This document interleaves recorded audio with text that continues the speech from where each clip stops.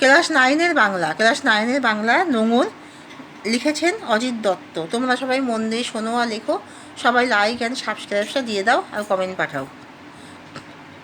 নোঙর কবিতা অবলম্বনে কবির সমুদ্র যাত্রার উদ্যোগ ও ব্যর্থতার পরিচয় দাও। নোঙর কবিতায় রোমান্টিক কবি অজিত দত্তের কাঙ্ক্ষিত গন্তব্যে পৌঁছানোর অভিপ্সা প্রকাশিত হয়েছে।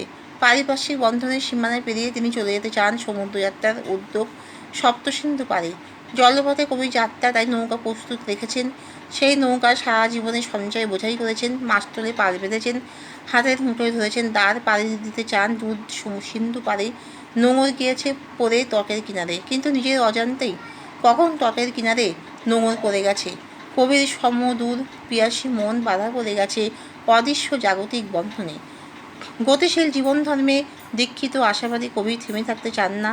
প্রতিবন্ধকতাকে অতিক্রম করতে তিনি অবিরত জীবনতলির দাঁড় টানেন। যাত্রার মুহূর্তে দাঁড় বইতে গিয়ে কবি অনুভব করেন নিজেরই অজান্তে কখন নোঙর পড়ে গেছে তটের কিনারে, কিন্তু তার মন এই বন্ধনকে মেনে নিতে চায় না। তাই তিনি দাঁড় বাইতে থাকেন কিন্তু কখন নোঙর পড়ে গেছে। তাই কবি সারা রাত মিশে দাঁড় টানেন। জোয়ার ভাটায় বাঁধা জীবনের এ তটে কবি নিশ্চল হয়ে পড়ে থাকেন। তার চোখের সামনে ঢেউগুলি দূর দূরান্ত গতির বার্তা নিয়ে আসে আর সারা না পেয়ে চলে যায়। চঞ্চল স্রোত কবির স্থবিরতাকে বিদ্রুপ করে। নিস্তব্ধ রাতে কবি অবিরাম দাঁড় টেনে চলেন। বারবার ব্যর্থ হয়ে তিনি গন্তব্যে পৌঁছানোর আশা ও চেষ্টা ত্যাগ করেন না। এখানেই শেষ করছি।